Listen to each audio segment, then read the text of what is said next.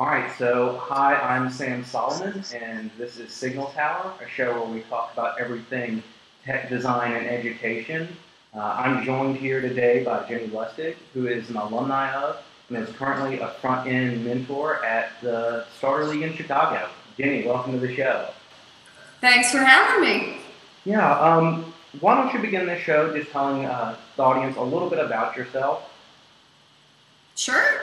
Yeah, so I recently finished up my time at Starter League. I was a student in the fall 2012 and the winter 2013 classes, and did the front end track there. I took the beginner HTML CSS class in the fall and took the advanced HTML CSS and user experience class in the winter time. And just finished that up about 3 weeks or so ago.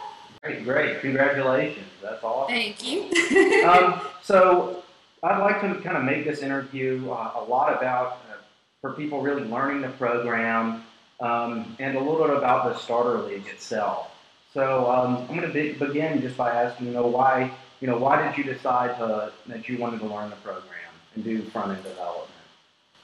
Yeah, so I have a bit of an unusual story, I guess you would say. I was doing the corporate thing for a long time, to be quite frank, about 12 years, and just felt like it was kind of wearing on me. I was kind of, not really enjoying the job that I had, and was living out in San Francisco for a long time.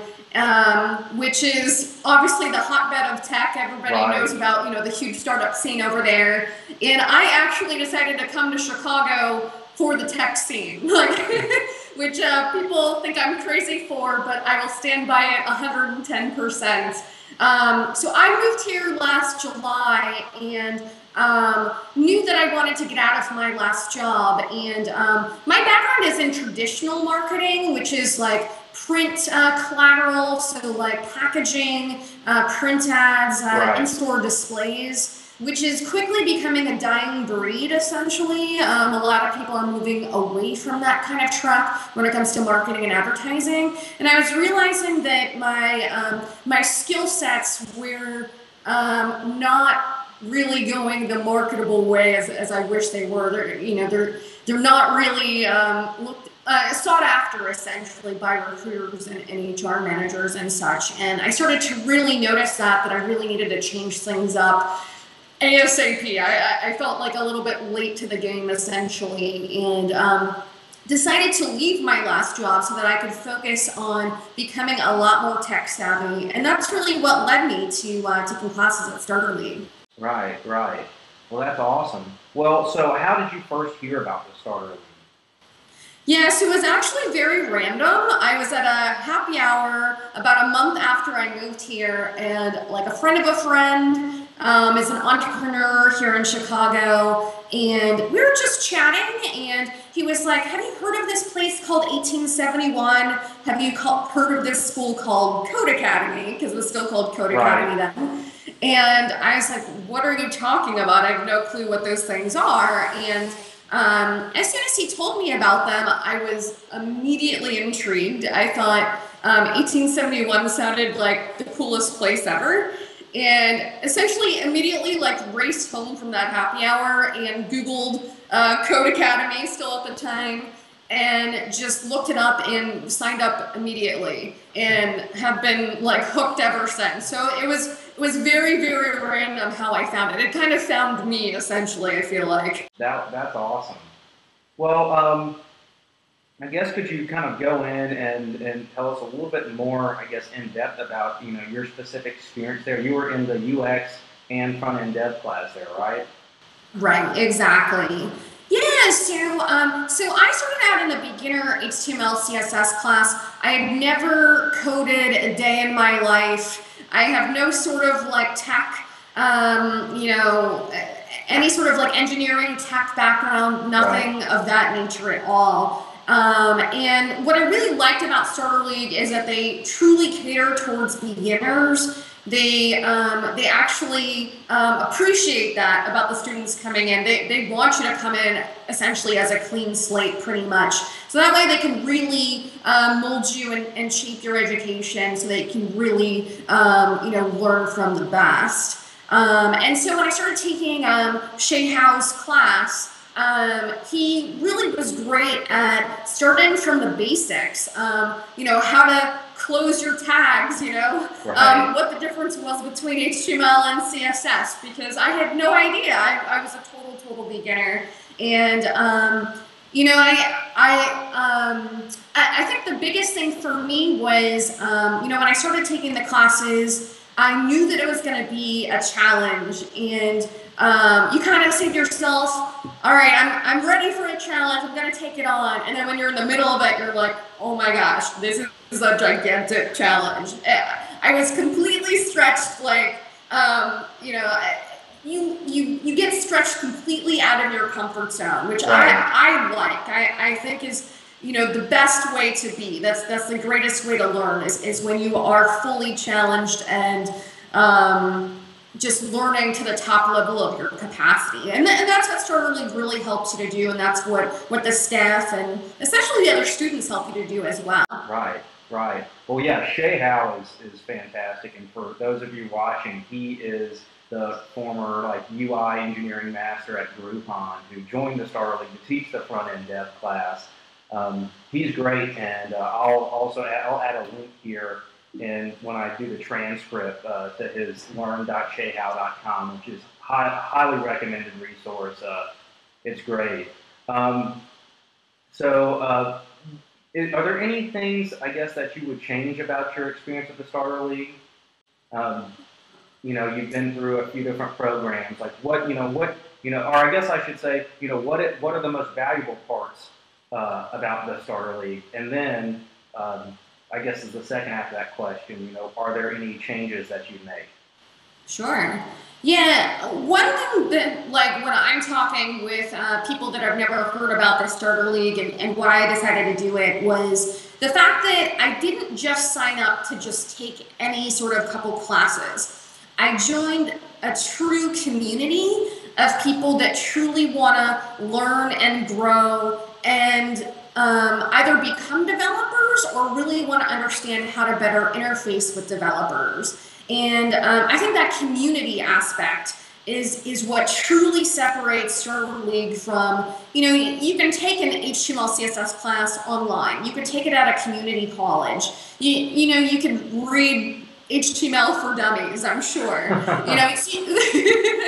So you can take a wide variety of options to, essentially teach yourself or other classroom type of environments. Where Starter League is different is that you've essentially joined this network of amazingly talented, like-minded people who really want to change the face of tech and really want to start new companies and want to start new ideas, or are just passionate about being around those kinds of people. Right. So that's what I think truly makes it different.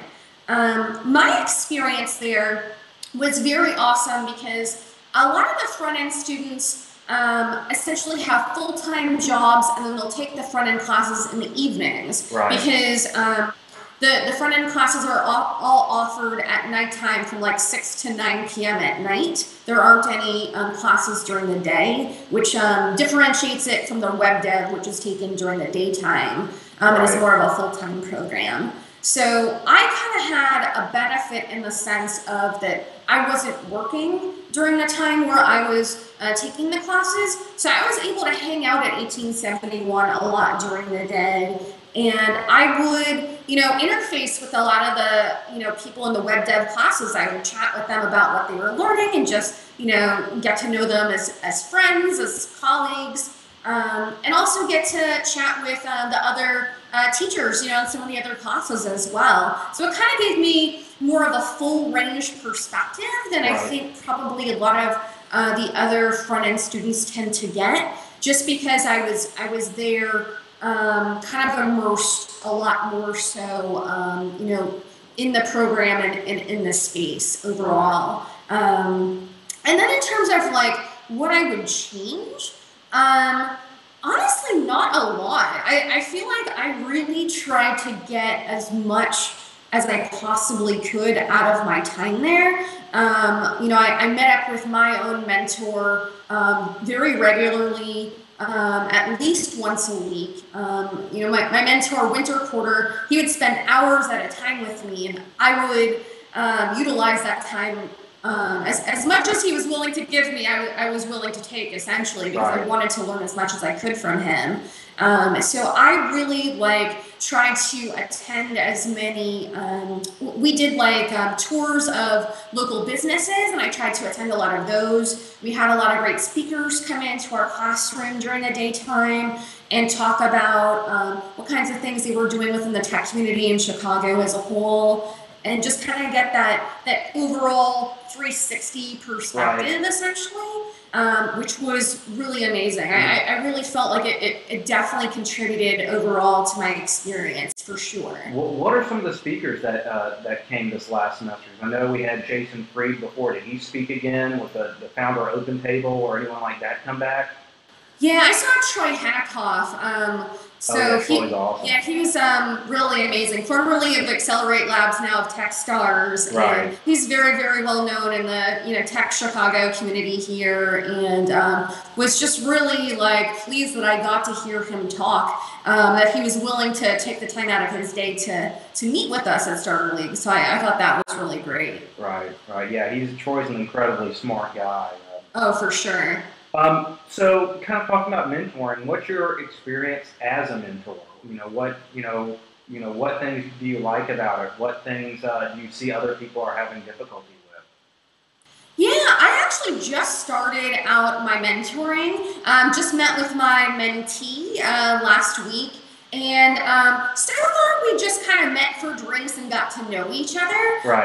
I just talked with her about what prompted her to want to sign up for the class, and how she found out about Starter League, and what her career background is, and all that good stuff, just so that we could get to know each other and all of that. So she told me that she has a very busy career in consulting and goes out to the suburbs a lot. So we're still trying to figure out a good time for us to meet on a regular basis. Gotcha. I actually just sent her a follow-up email yesterday saying, hey, just want to make sure I'm here, even if you're not available to meet, I'm happy to answer any questions you've got over email or over the phone or via Skype. So I just want to really be that resource for her, because just the mentors that I had were so amazing, and were just so willing to take a lot of the time out of their days to help me go from here to here in my learning. And it just taught me a lot about how important it is to get that experience while you're at Starter League. Yeah, absolutely. Well then, why don't you tell us what you think are some of the major hurdles to learning front-end development? Are there any plateaus that seem like they were especially hard to cross, and how did you cross them? Yeah, I think some of the hardest things with Starter League currently is that they start you out on a really awesome track. I mean, I loved the classes that I took. I think the tough part is that a lot of the front-end dev jobs that I've seen posted on LinkedIn or other job posting sites is that they want you to know several other systems before even being able to consider you for those kinds of jobs. And what I mean by that is they want you to really know jQuery, they want you to know JavaScript, they want you to know Photoshop, and sometimes they say Ajax and PHP as well. At Starter League, they have one class in the advanced HTML CSS on jQuery. Right. For me, it was a lot all at once, and honestly kind of went right over my head, because it was very, very different from HTML CSS, and it was just so much information, and it's just a completely different language to me. So I really and I've talked about this with all the staff at the Starter League, so they definitely know how I feel about this, because I really feel like they could totally benefit by offering a jQuery, a full-time jQuery class. and JavaScript as well, of course, because I think there's so much need. There'd be a lot of demand for that. I think that's definitely needed as part of the curriculum. Right, yeah. I mean, JavaScript is definitely one of the most sought after things. I myself am trying to learn it, and it is, it's definitely a different language, especially compared to something like Ruby. But it can do pretty amazing things. Oh yeah, for sure. All right. Well, kind of along those lines, and like other learning, kind of other languages and frameworks. What are there any specific resources or books, anything online classes that have helped you learn the program? Yeah, I utilize Code School a lot, actually, to try to teach myself some jQuery, actually. Right. And it was something that my mentor, Greg, had pointed me to, because they do some great video tutorials, and then they give you, like, some practice things to work on afterwards. So I liked that a lot. I also like the fact that it was free, so that's always a good thing in my book. So yeah, I would definitely recommend that. I thought that was good. That's probably been like my main resource. And then there's also like sites online that I would definitely recommend like aspiring front-end devs to check out. Like Smashing Magazine is an amazing site to just check out on a regular basis. They have great articles and just kind of keep you like on top of like the latest trends in front-end development, and design. So definitely check that out. As well as, oh gosh, I'm blanking on it now. There was another site I had in mind.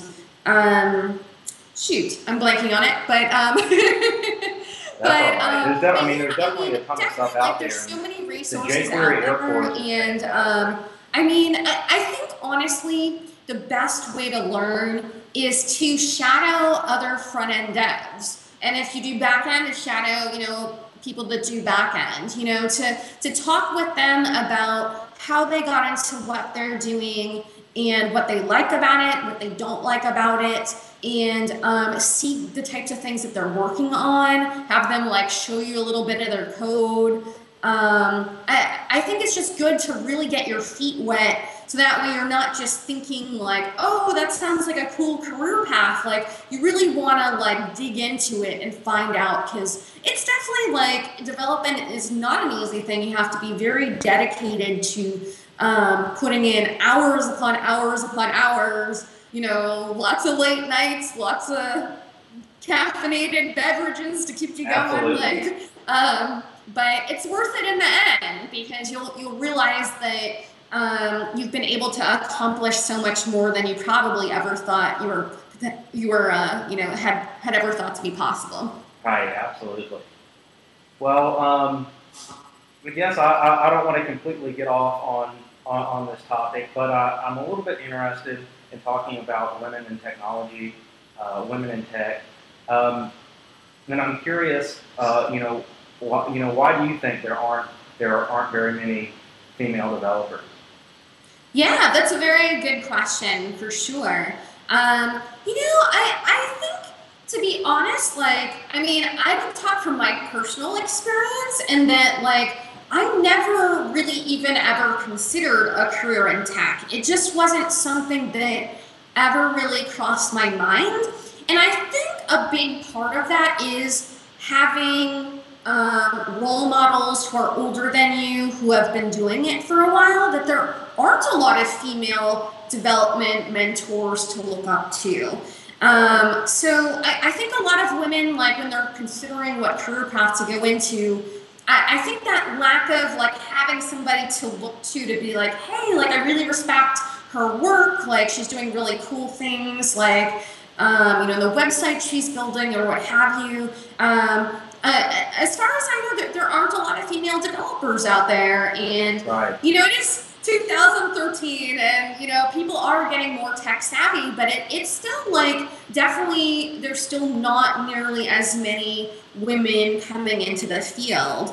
I think a big way to overcome that is to start teaching girls in high school, in college, maybe even before high school, to like really get them interested in computers and tech in general, and you know, just to kind of show them like, hey, this can be like a cool thing that you can do either in your spare time or potentially for a career, and you know, and to show them like people who are successful at doing it, other successful women.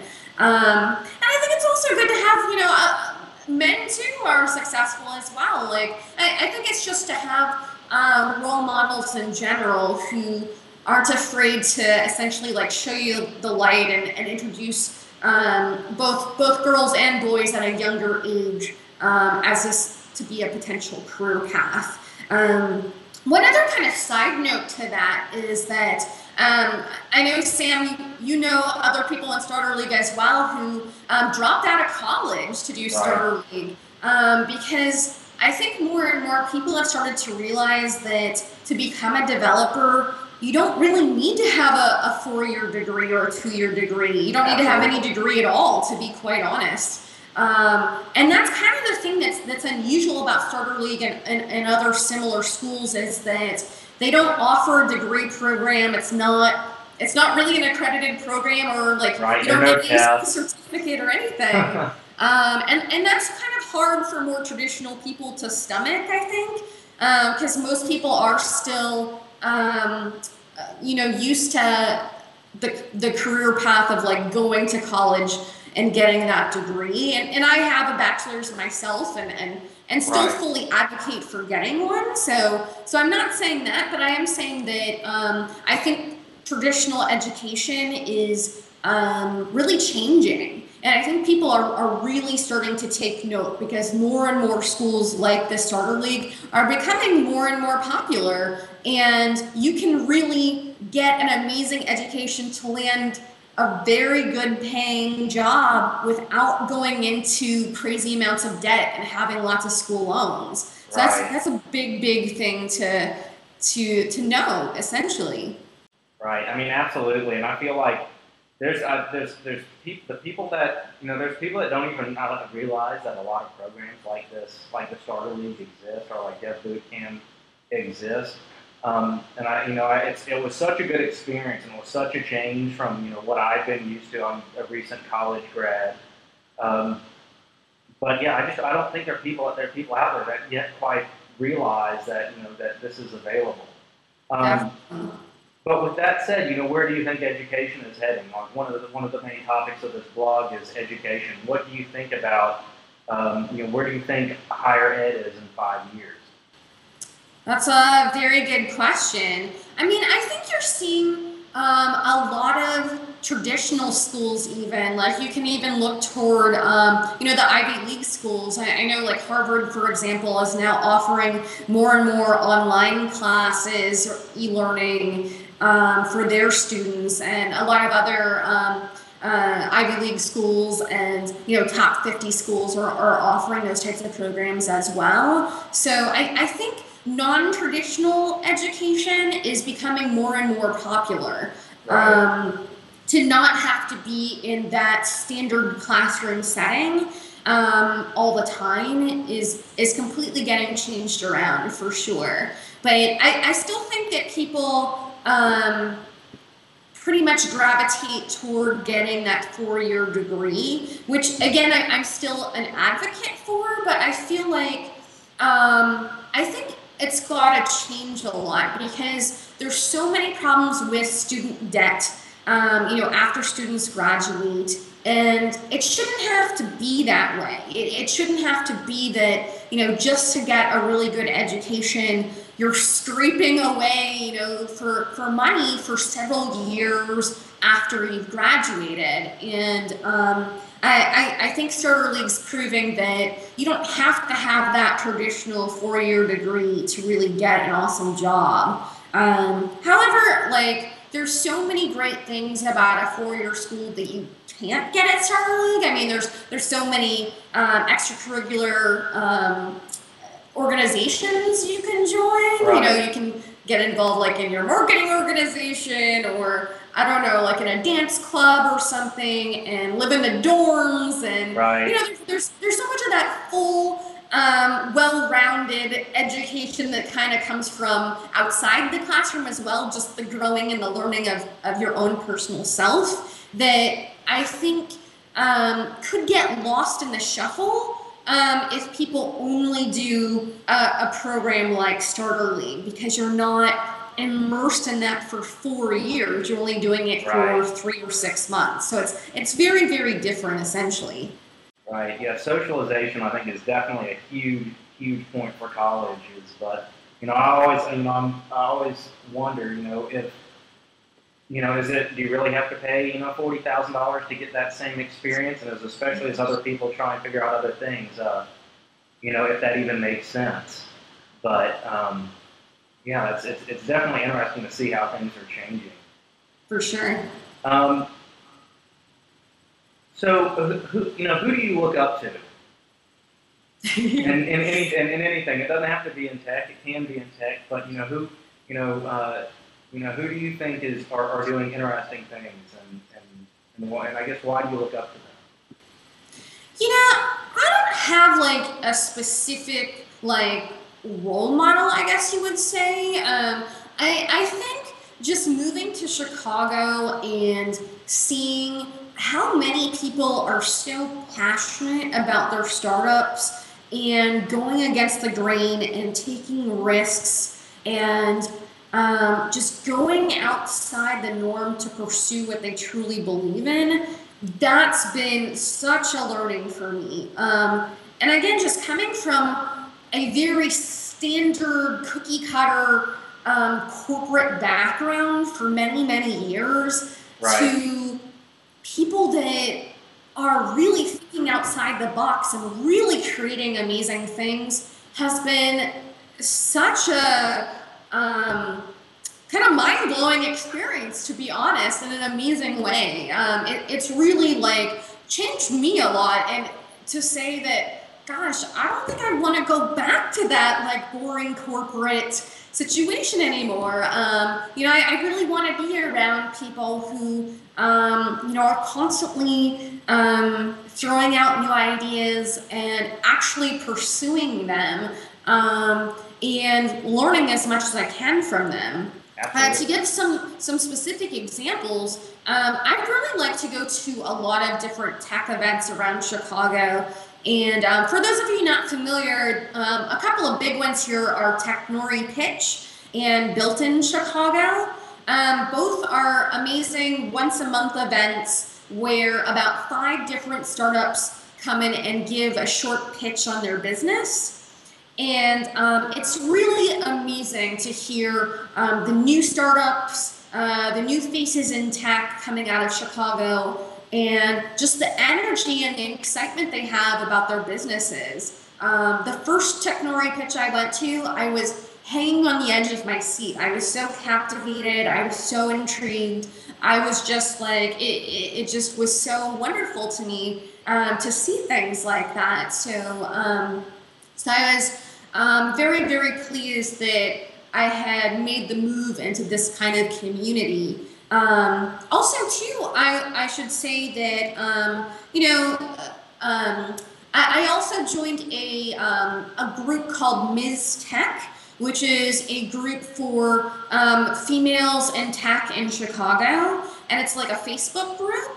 And it's been really awesome to be a part of that group because there's so many super talented, very educated, successful women who are really making waves in tech here in Chicago. And just to see the types of things that they're posting on Facebook, the types of ways that they're helping everyone out in the group has just been amazing to kind of see that familial, I guess, kind of, I want to say like tech love, but that sounds weird. Like, I don't know. It's just like, very like encouraging, engaging environment, essentially. I like the fact that, like, when I've had a few questions about, potentially contracting out my development skills, that I've gone to the MizTech group and said, hey, like, does anybody here have any recommendations on how to get started? Like,